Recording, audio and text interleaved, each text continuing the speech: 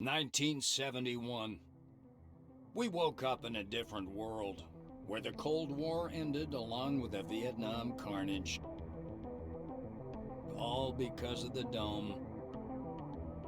The Dome. A territory full of anomalous artifacts, phenomena, and organisms. We still don't know what it is. An alien city? Some kind of a testing ground or storage? Whatever it is, no living thing trapped under the Dome can escape it. Yet even this did not stop the research. The major powers created the Cronus Megacorporation to develop and explore the Dome. Its secrets became a lucrative business. The Spire station was built on top of the Dome to export the artifacts and import supplies and personnel. The city of Crystal Sands grew at the foot of the Dome, eventually becoming a major transportation hub. All this required thousands of employees, and there was no shortage of candidates. Romantics, pragmatists, and adventurers of all trades swarmed recruiting centers around the globe, seeking jobs at Cronus. You were one of those people. In 1976, your application was approved, and you went under the Dome towards the future. Whether a good one or a bad one, only time will tell.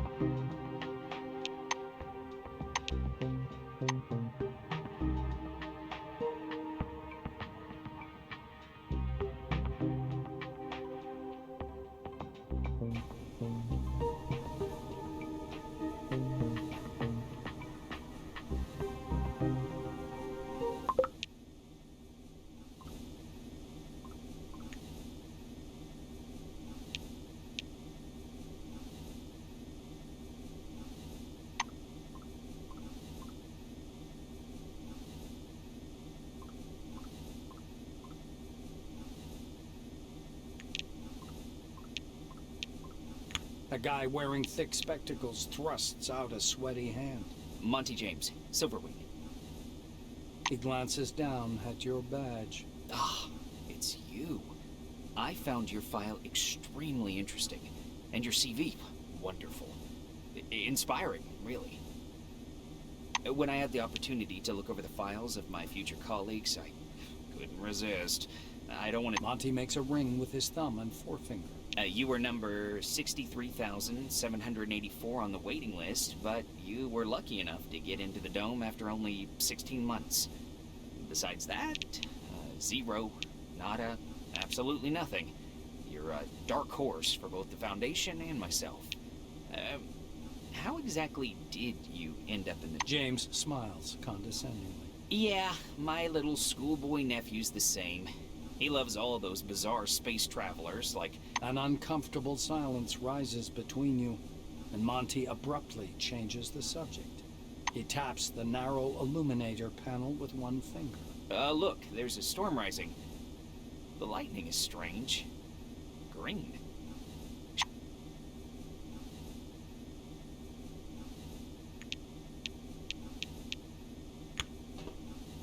A man with a mustache and a blue jumpsuit is standing at the window, studying the construction site below through the occasional break in the clouds. His badge reads Igor Patan, planner. The blue taps on the glass with one finger and gestures you to come and take a look. Seems like he doesn't speak English.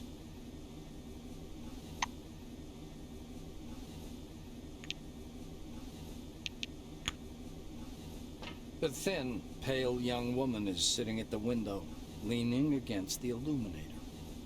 The glass is slightly fogged with her breath. She turns to you. We've crossed the border. No way back now.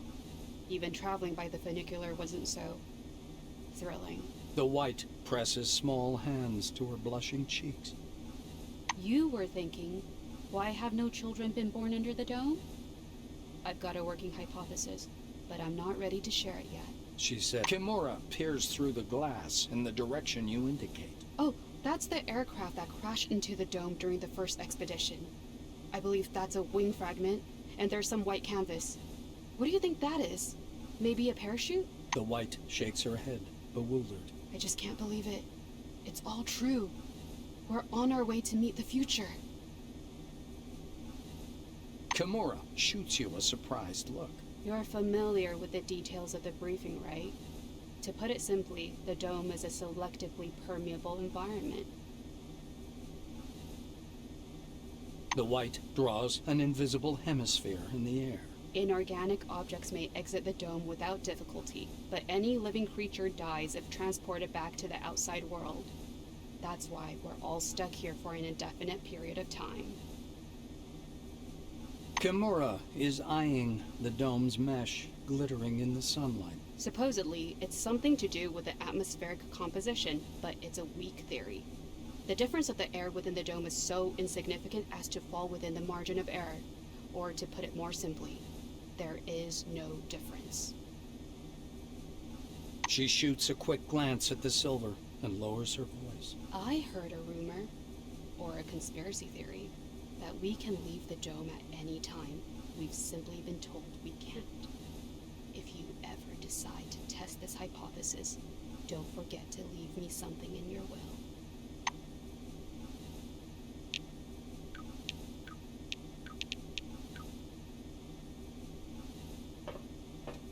The orange is dressed in a new jumpsuit.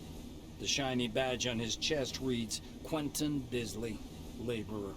He's side-eyeing the screen skeptically. Despite Quentin raises his hands to examine the devices. They call them humane handcuffs. How about that? Truth is, there ain't nothing humane about them. They zap you real hard the moment you get your hands on a gun. But they sure look nice. Bisley lowers his hands again and smirks. The orange's face stretches into a broad smile, baring his dentures to the world. Like everyone, duh. In a black car, under guard. There's other guys, too. The ones who go through the front door. He nods at the black-winged woman beside him. Her nose wrinkles in displeasure, but she says nothing.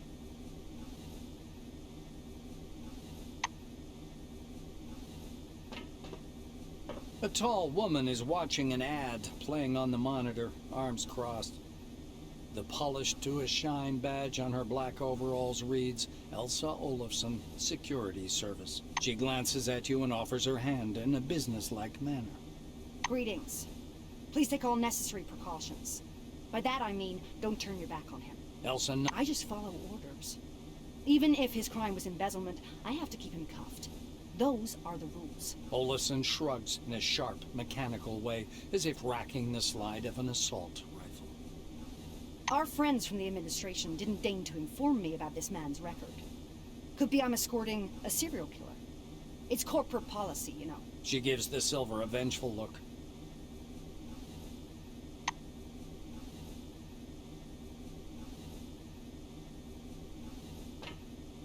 Cronus Foundation presents gleaming, futuristic, state-of-the-art cities straight from the pages of science fiction. Well-paid, safe employment, career advancement opportunities, and a world-class social safety net. Noble and intellectually stimulating work in state-of-the-art laboratories. We're thrilled to welcome you to the Dome. Please hold on to the handrail and prepare for landing.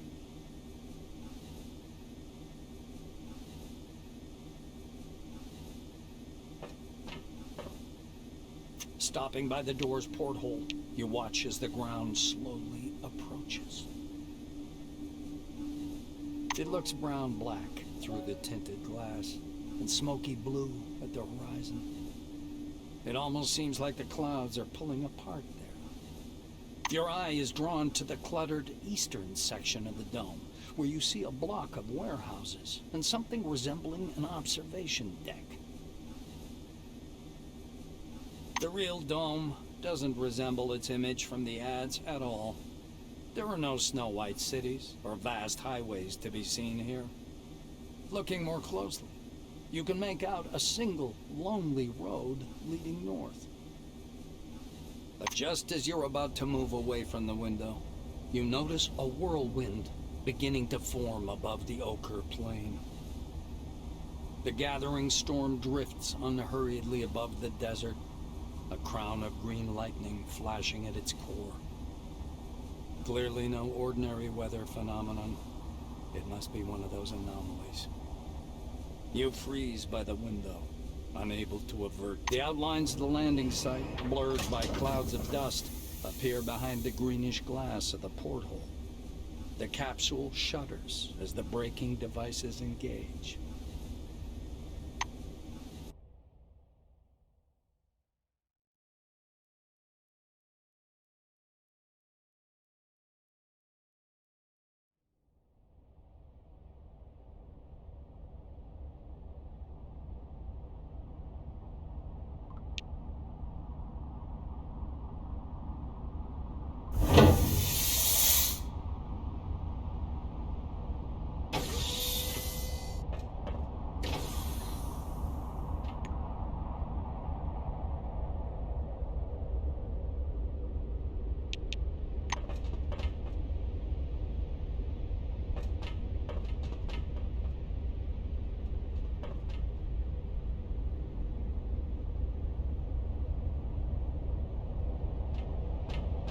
Come here. Come on now, or you'll miss everything. A badge reading Ludovico Nuzzi, scientific analyst, export department, dangles loosely on his clean uniform, which still smells pungently of washing powder. Look over there. He points upward with a sharp, wide gesture and hands you his field binoculars. You raise the binoculars to your eyes. Under fourfold magnification, the whirling cloud above the rust-colored plains looks even stranger. Its core glows with flickering green light and flashes rhythmically, and that rhythm seems to form a complicated pattern. Nuzzi bends close to your ear. Fascinating. Do you want me to bring some filters? I don't know. Ludovico laughs unnervingly and snatches the binoculars from your hands. With the binoculars raised to his eyes, he minutely adjusts the focus. It's a massive whirlwind north of Concord, and not merely some desert sandstorm. That's an anomaly. I hope it lasts long enough for me to make a proper observation. The scientist looks blankly at you, then down at his lab coat. Ah, this? This? He lets out a blaring laugh. Ludovico points at the building behind him. I work in Concord Station, categorizing relics. My job is to classify them by rarity. Then the blues package them, silvers issue the documentation, and oranges move them to the cargo capsule. Just like the one you arrived in. Nuzzi points upward.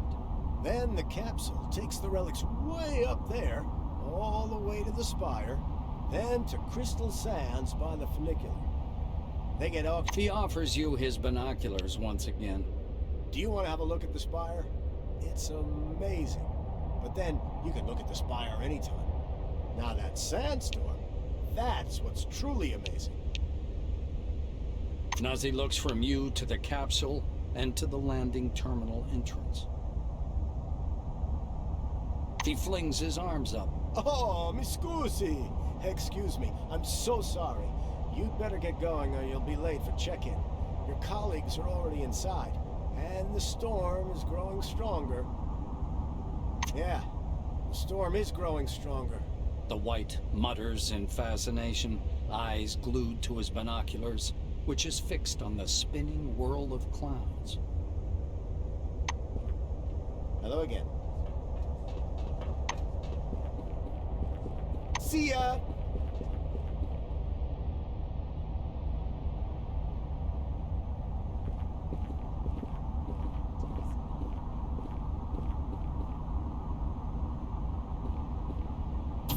Remember,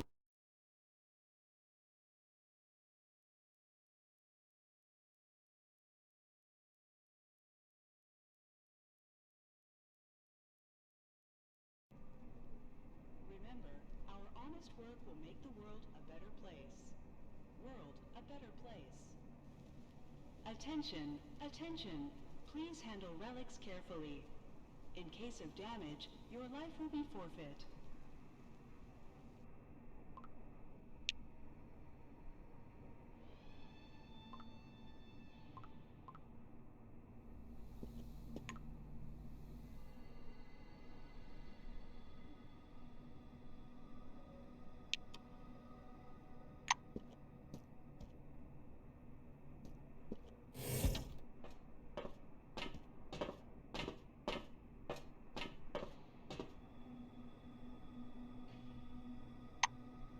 How can I help?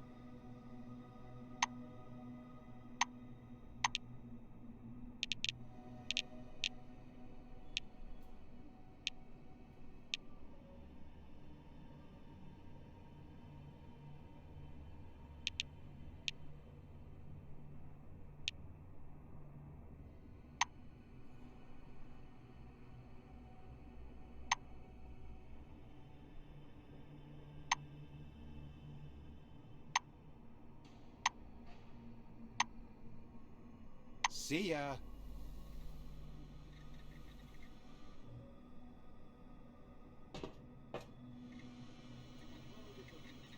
Remember, our honest work will make the Oh, world a better place. never thought this would happen. World a better place. Oh, good day.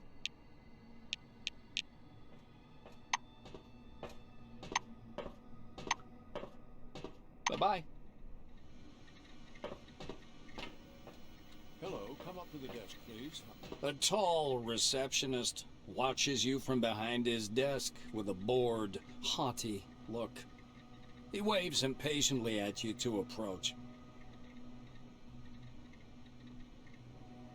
The employee glances at you indifferently.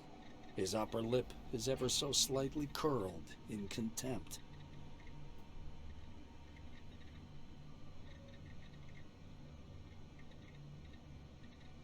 Attention, attention. All new employees must register first thing. Come up to the desk, please. The nameplate on the desk tells you you're talking with Dean Rayhet, administrator.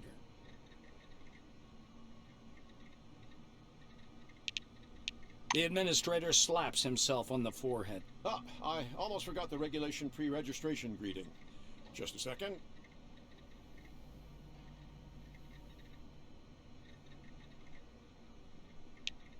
Rayhet produces a reel-to-reel tape recorder from beneath the desk, rewinds the tape to the beginning, and presses play.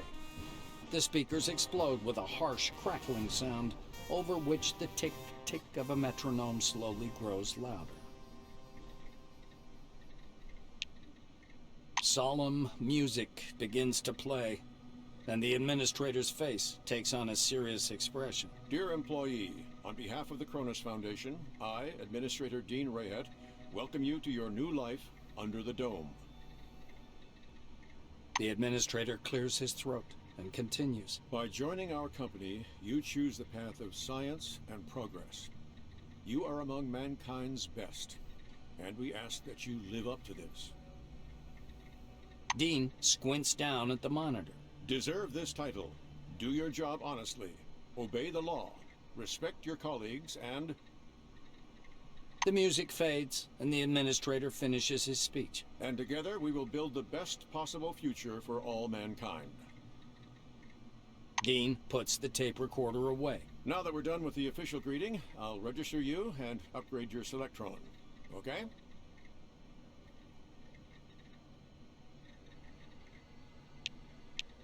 Attention, attention. Please handle relics carefully. Dean's hands hover over the keyboard. He gives you a nod. The administrator squints at the paper in his outstretched hand before setting it next to the keyboard. Rayhet scans the computer screen. So your position in the waiting list was 63,784. You've been assigned to Magellan Station. A special bus will bring you there after a series of briefings. Please pass me your Selectron so I can update the firmware.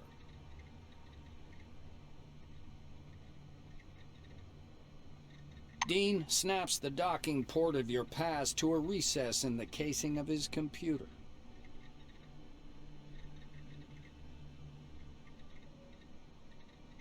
The administrator returns your Selectron. Now you have first-level clearance for a Blue Wing employee. You have access to storage, the repair bays, and various workshops. Your Selectron also has a built-in universal key that opens the hatches accessing the air shafts. Dean continues. All new employees have a short list of tasks to perform on arrival. Do you want to hear all the details or just the short version?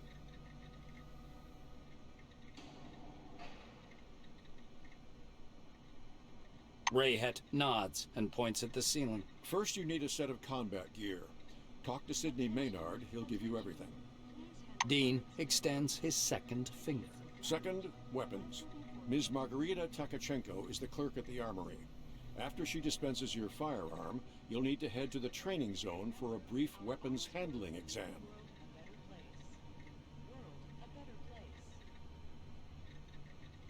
The administrator straightens his third finger. According to the latest regulations, all employees must attend a briefing on psi abilities. Apply to instructor Andriy Mihai. Dean extends his fourth finger and looks at you meaningfully. Did I tell you about the combat and tactical training? The fourth step is to visit instructor Winston Botherby. And finally, science is the overarching purpose behind everything we do here. Go to Professor Van Alden to learn how to study relics, avoid anomalies, and catalog scientific knowledge. This training is mandatory for all wings, not just White. Dean finishes. Dean catches himself. Oh, and when you're done with your trainings, proceed to the waiting room. From there, you'll travel to Magellan by bus.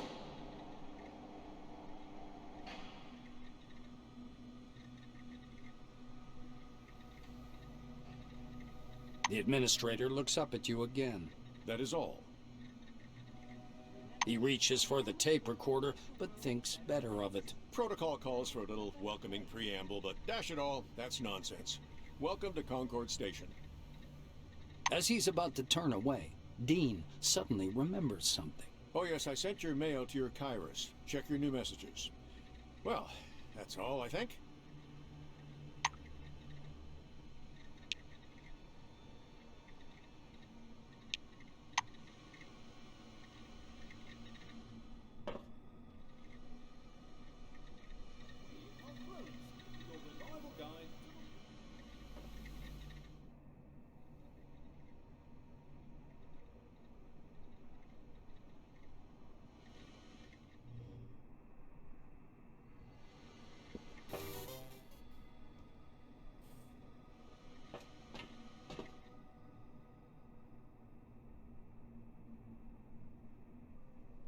Attention, attention. Please handle relics carefully. In case of damage, your life will be forfeited.